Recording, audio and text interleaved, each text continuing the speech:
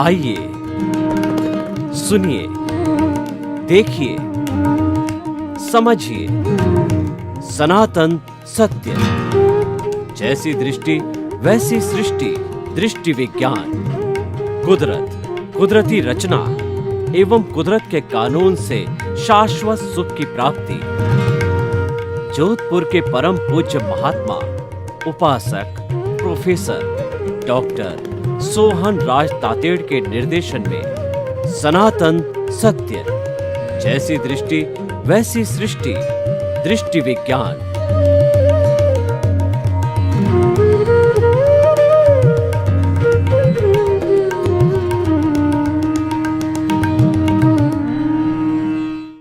ओम नमो भगवते वासुदेवाय। ओम नमः शिवाय। जय सच्चिदानंद। भाई और बहनों, मातृशक्ति को नमन। आज का हमारा बहुत सुंदर विषय है पुरुषार्थ एवं प्रतिष्ठित आत्मा। आज पूरे विश्व के अंदर पुरुषार्थ का डंका बज रहा है। बचपन से लगाकर वृद्धावस्था तक हर चिंतनशील प्राणी को हर स्थान पे यही कहा जाता है, पुरुषार्थ करो, पुरुषार्थ करो। एक बच्चा स्टूडेंट होता है, स्कूल जाने वाला होता है, जब उसकी समझ आ जाती है, प्राइमरी से प्रारंभ होता है, तभी उसको कहता है कि पढ़ाई का पुरुषार्थ करो। और यह बात उसको लगातार जब तक कि उसकी शिक्षा पूरी नहीं होती है, पुरुषार्थ करने की बात कही जाती है। पुराने ज़माने में जब गुरुकुल प्रणाली हुआ करती थी, जब बड़े बड़े जो वशिष्ठ जैसे मुनियों के जो आश्रम बने हुए होते थे नदी के किनारे पर, जहाँ प्राकृतिक छटा होती थी, कल कल करती नदियाँ बहती थी और चिड़ियाँ चहचहाती थी और पशु इधर उधर भागते थे, चिल्लाते थे, और जो है चारों तरफ ग्रीनरी ग्रीनरी थी और जो है वो फूल खिलखिला जाते थे। ऐसे हरियाली की गोद में, प्रकृति की गोद के अंदर उनके आश्रम होते थे। व्यक्ति को कर्मनिष्ठ बनाया जाता था, धर्मनिष्ठ बनाया जाता है, श्रमनिष्ठ बनाया जाता था। वहाँ पर एक ही बात सिखाई जाती थी कि पुरुषार्थ करो। तो हम क्या कहना चाहते हैं कि चारों तरफ पुरुषार्थ का बोलबाला है। तो प्रश्न ये होगा कि इंसान के लिए पुरुषार्थ करने वाला तत्व कौन सा है? वह हमने खोज निकाला है। वह दादा भगवान की एक अनोखी खोज है। तो दादा भगवान ने उसको कहा है कि पुरुषार्थ मात्र प्रतिष्ठित आत्मा का होता है। उन्होंने एक तो हमारी मूल आत्मा, द्रव्य आत्मा, शुद्ध आत्मा कही है, जो कि हर प्राणी में मौजूद होती है। वो मोक्ष की अवस्था में होती है। अभी तक हम शुद्ध आत्मा बने नहीं हैं, लेकिन ये सारा सनातन सत्य में हमने लक्ष्य बनाया शुद्ध आत्मा बनने का, परमात्मा बनने का। और दूसरी आत्मा होती है प्रतिष्ठित आत्मा। तो ये प्रतिष्ठित आत्मा को हम अंतरात्मा भी कह सकते हैं। ये पुरुषार्थ करने वाली होती है। एक मैकेनिकल की आत्मा होती है जो कि उदय और प्रारब्ध होता है। मन वचन काया की जन्म से मृत्यु तक की जितनी भी प्रवृत्तियाँ चलती है वो मैकेनिकल ऑटो मोड से चलती है। उसको हम उदय और प्रारब्ध कहते हैं। वो मैकेनिकल आत्मा कहलाती है जो जड़ होती है। और जो प्रतिष्ठित आत्मा होती है वो मिश्र चेतन होती है। वह जड़ और जो है चेतन का मिश्रण होता है। तो पहले पुरुषार्थ को और प्रतिष्ठित आत्मा को समझने के पहले हमें एक त्रिवेणी को समझना बहुत जरूरी है। उसको समझने से हमारी पूरी दृष्टि क्लियर हो जाएगा कि मैकेनिकल मोड से चलने वाली कौन सी आत्मा है, प्रतिष्ठा करने वाली कौन सी आत्मा है और मूल आत्मा कौन सी है। प्रतिष्ठित आत्मा का अर्थ होता है प्रतिष्ठा करने वाली, भाव डालने वाली, चिंतन करने वाली। हम जब भी किसी मंदिर के अंदर जो है भगवान को बिठाना चाहते हैं तो पहले मूर्ति बना करके और हम एक बड़ा फंक्शन रख के प्राण प्रतिष्ठा मंत्रोच्चारण के बाद में, सारी विधि के बाद में जब वो स्थापित की जाती है, तब वो एक भगवान का रूप हो जाती है, वो जिन बिंब बन जाता है, फिर उसकी पूजा की जाती है, भगवान मान करके उसका क्रियाकांड किया जाता है, पूजन किया जाता है। तो हम आपको कहते हैं वह प्रतिष्ठित आत्मा है जो सब तरह की प्रतिष्ठा करती है, संसार लक्ष्य प्रतिष्ठा करती है, आत्मलक्ष्य प्रतिष्ठा करती है। तो सबसे पहले हम एक त्रिवेणी को समझें, वो है दृश्य, दृष्टि और दृष्टा। इसमें सारा रहस्य छिपा हुआ है। आज के टॉपिक का मुक्ति में जाने का पूरा रहस्य इस त्रिवेणी में है। दृश्य, हम अपनी खुली आंख से इस संसार को जो देखते हैं, क्योंकि देखना है वो आंख का काम है, खुली आंख से करो या बंद आंख से करो, जो भी हमको दृश्य दिखाई देता है, जितनी दूरी तक दिखाई देता है, जो फोटो दिखाई देता है, जो खुली आंख से, जैसे मैं अभी देख रहा हूँ, मुझे कैमरा दिखाई दे रहा है, सामने ट्यूबलाइट लगी हुई दिखाई दे रही है और उस कैमरे से मेरी रिकॉर्डिंग हो रही इस एपिसोड की, तो ये सारा दृश्य कहलाता है।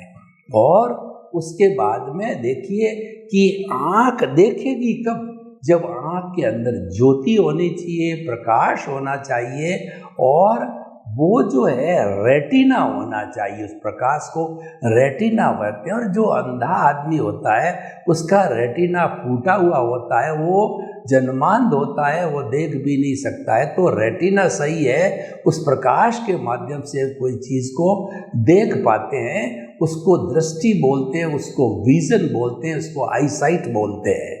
तो ये बाहर की भी होती है और भीतर की भी होती है। भीतर का जो होता है वो हमारा लब्धि वीर्य होता है, बाहर का होता है वो करण वीर्य होता है, ये अलग विषय है। लेकिन जो हम आँखों से जो है वो हमको प्रकाश मिलता है, जिसके माध्यम से देखते हैं, वह दृष्टि या विजन कहलाता है। अब सवाल ये है कि वो दृष्टि कौन देता है? वो दृष्टि देने वाला दृष्टा है। दृष्टा स्व पर प्रकाशक होता है, खुद प्रकाशित है ये और दूसरों को प्रकाशित करता है। दीपक होता है वो स्व पर प्रकाशक होता है। एक जो है मिट्टी का छोटा दिया जो है, बाती और तेल लगा के इसको जलाया जाता है तो खुद भी प्रकाशित होता है, और जिस कमरे में जिस स्थान पर रखा जाता है उसको प्रकाशित कर देता है। एक छोटे से दिए को शताब्दियों का घना अंधेरा हो, वहाँ रख दिया जाता तो वहाँ प्रकाश हो जाता है। वह स्व पर प्रकाशक होता है, और उसको दिए को और प्रकाश को ज्ञान की उपमा भी दी गई है। तो जो है ये दृष्टि जो देने वाला होता है हमारा स्व पर प्रकाशक दृष्टा, यानी हमारे भीतर विराजमान शुद्ध आत्मा भगवान है, वो दृष्टा कहलाता है। वो पावर हाउस है, वो कोई कार्य नहीं करता, कोई तरह की जो है गतिविधि नहीं करता, उसके शरीर नहीं है, वो अक्रिया है। वो हमारी आत्मा अमूर्त है, बिना शरीर वाली समझ दीजिए, पर वो अनुभवजन्य है। उसकी हाजिरी बिना हम मुर्दे हैं, मृतवत है, हमको जला दिया जाता है। और उसकी हाजिरी को जो है, वो प्रेजेंस को जो है प्रूव करने के लिए मैं आपको उदाहरण देना चाहता हूँ कि मान लीजिए कि हमने हमारे दृष्टा को, शुद्ध आत्मा को एक माना। अब उस एक के पीछे मैं 1 0 2 0 3 0 4 0 5 0 लगाता हूँ। पहला 0 जो है वो हमारा धन का, दूसरा 0 संपत्ति का, तीसरा 0 जो है परिवार का, चौथा 0 पद प्रतिष्ठा का, पांचवा 0 जो है हमारे संबंधों का। तो ये 0 लगने से, एक के आगे 0 लगा तो 10 गुना हो गया, 2 है 100 गुना हो गया, 3 है 1000 गुना हो गया, 4 10,000 और लाख, यूं करके ये गुणित गुणित गुणित होता जा रहा है। क्यों होता है कि एक की मौजूदगी है। अब मैंने क्या किया, उस एक को काट दिया, तो एक को काटते पीछे 5 0 हुए। तो मैं आपसे प्रश्न करना चाहता हूँ, उस 5 0 कोई मोल है? तो आप कहोगे उसका मोल है बड़ा 0, यानी उसका कोई मोल नहीं है। तो एक बात हृदयंगम कर दें, आत्मसात कर ले कि जो आत्मा है तो हम हैं, आत्मा नहीं है तो हम मुर्दे हैं, हमको जला दिया जाएगा, कोई घर में नहीं रखेगा, हमारा कोई अस्तित्व नहीं है, हमारा अस्तित्व दृष्टा के पास है। तो दृष्टा है एक पावर हाउस है।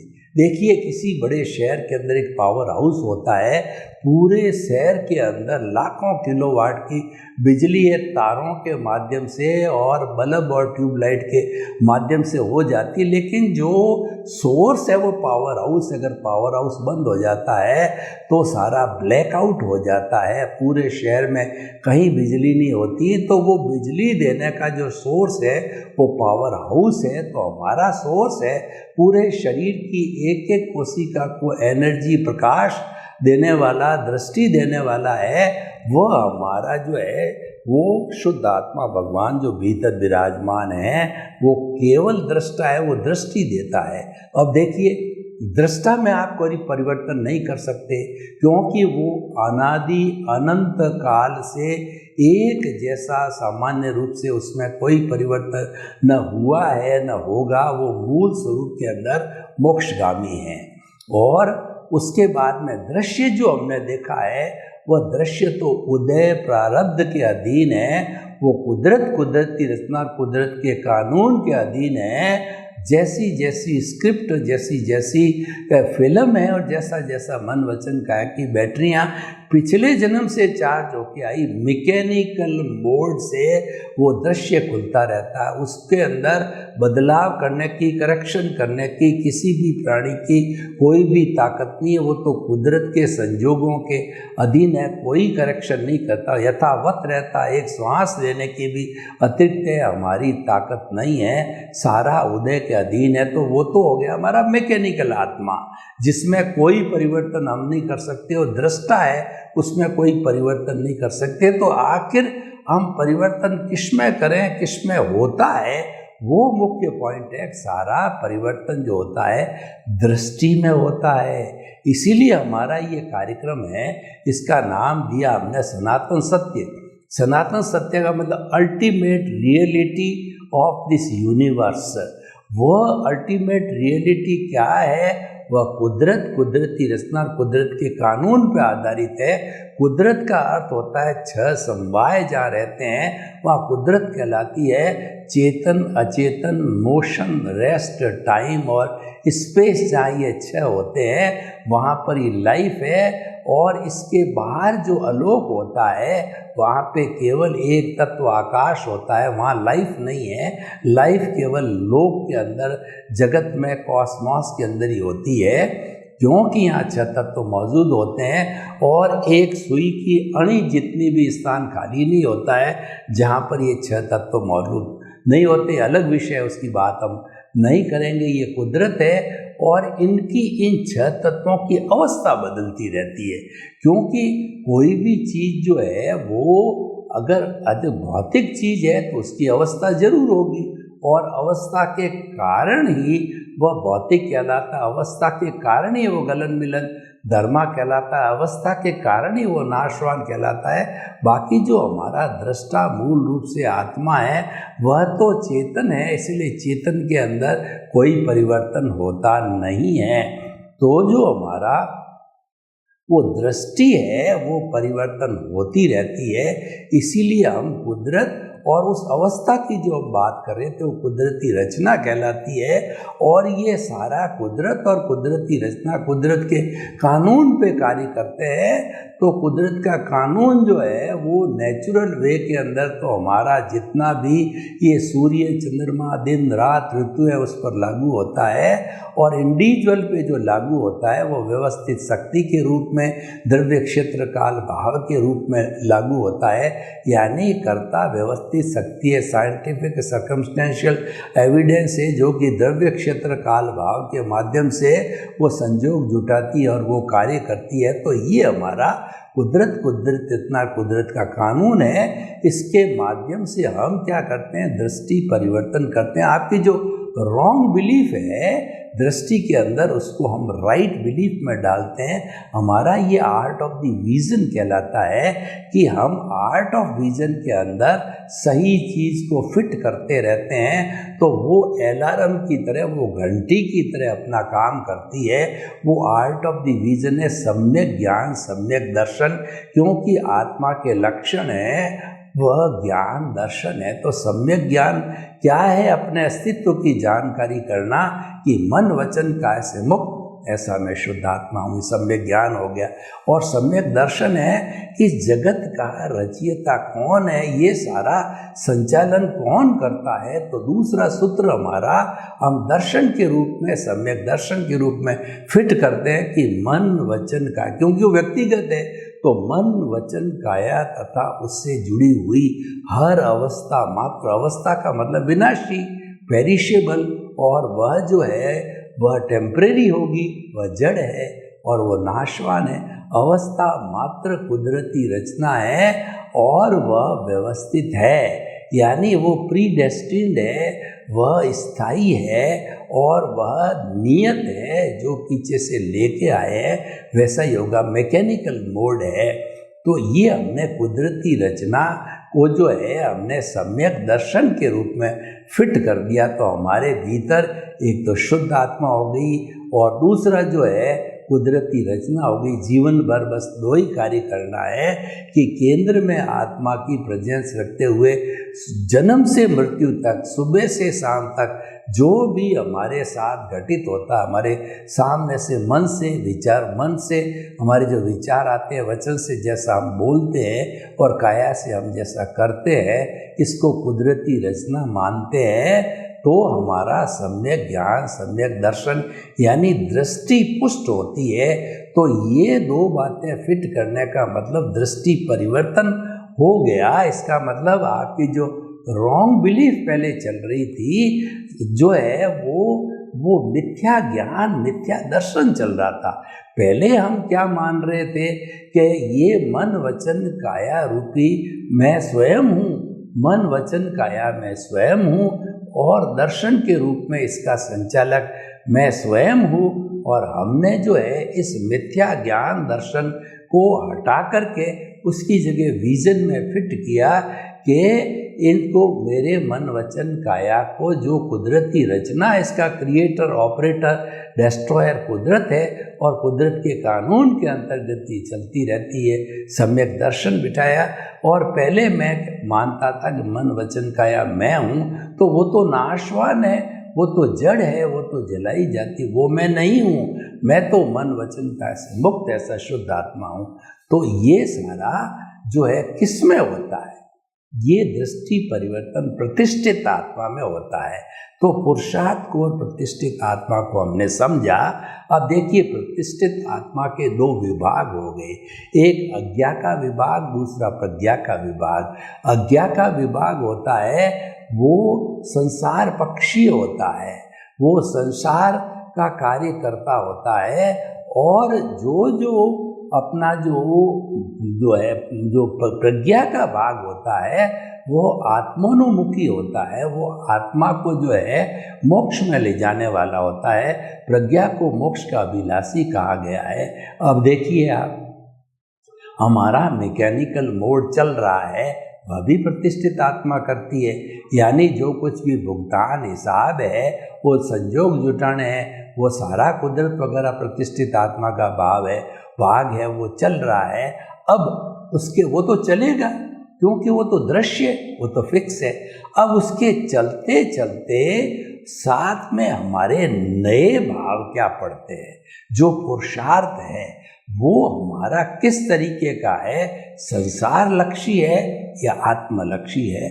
जो भाव, उदाहरण के तौर पे आप देखिए कि मेरे को 1 लाख रुपए का घाटा लग गया, तो अब मैं अगर समझता हूँ ये तो कुदरती रचना है, तो क्या होगा कि उसके ऊपर मेरे को किसी प्रकार का दुख नहीं होगा, क्योंकि कुदरत ने ही करवाया और ये तो होना है, ये तो निश्चित है, ये तो मैं तो पीछे से लेके आया हूँ।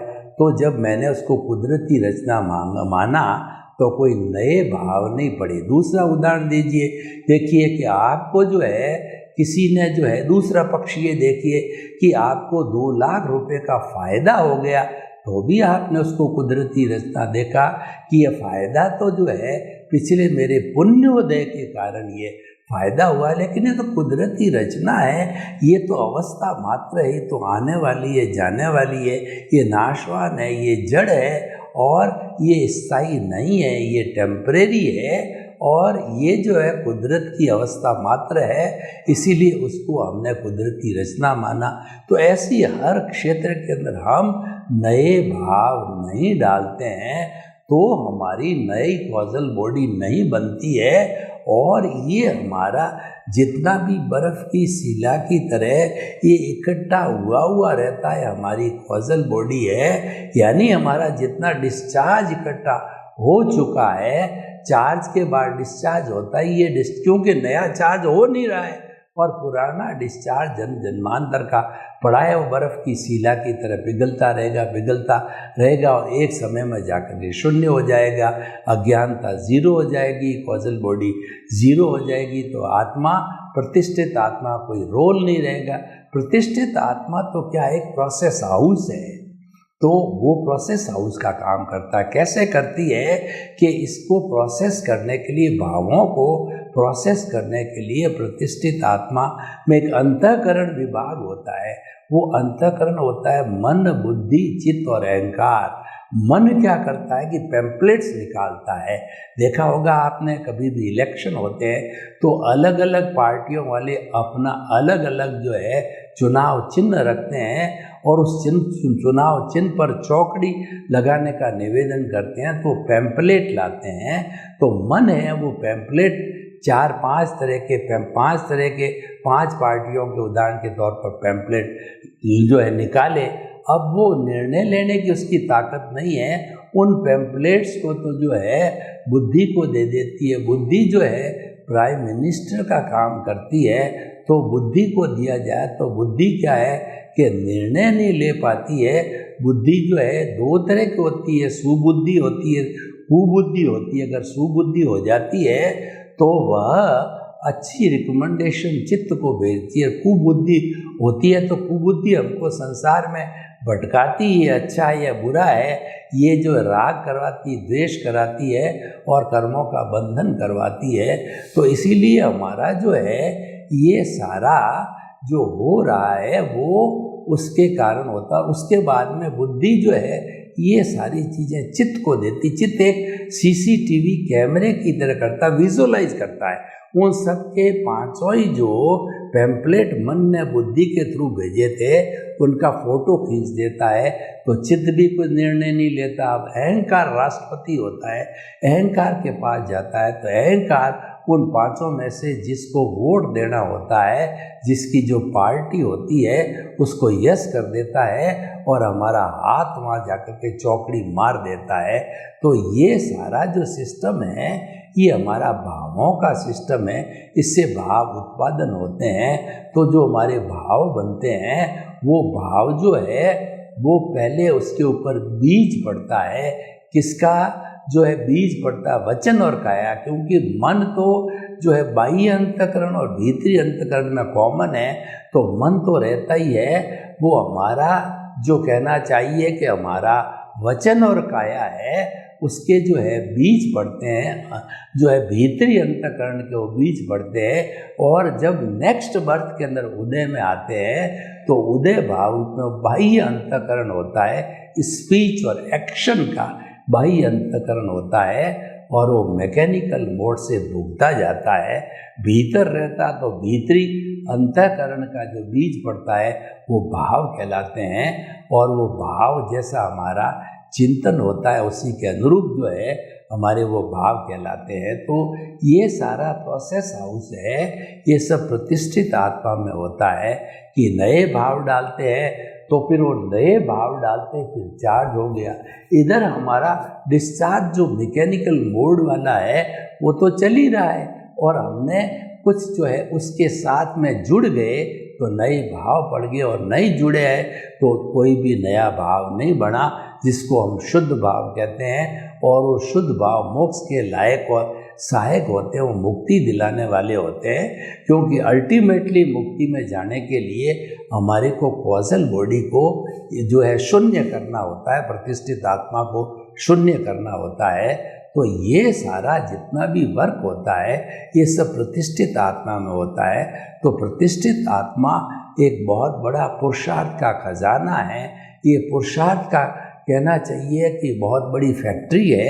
और यहाँ पर पुरुषार्थ जो है, अगर हम शरीर की आज्ञा के साथ जुड़ते हैं तो हमारे वही राग द्वेष के बीज नहीं पड़ते हैं। वो कहना चाहिए जो हमारा स्पीच और एक्शन के बीज पड़ते हैं और अगले जन्म में फिर हम संसार में भ्रमण करते हैं। वो तो करते आए, कोई नई बात नहीं है।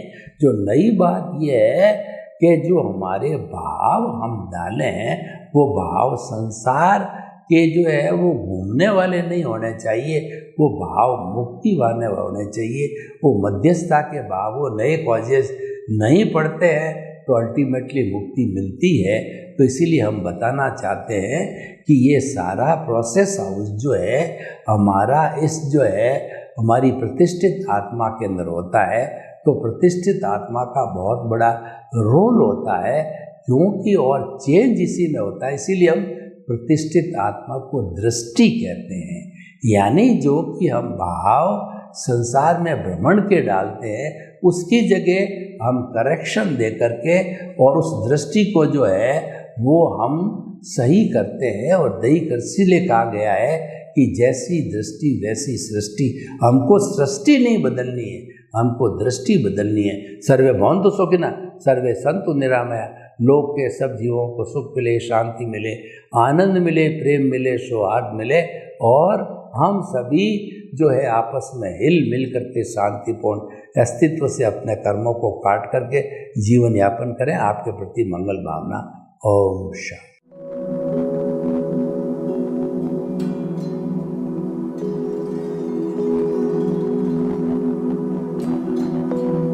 एक ऐसा अंतर्राष्ट्रीय ख्याति प्राप्त मानव जो गुरु प्रेरणा से पिछले 20 वर्षों से वानप्रस्थ जीवन जीते हुए 24 घंटे मानवता की सेवा में संलग्न है।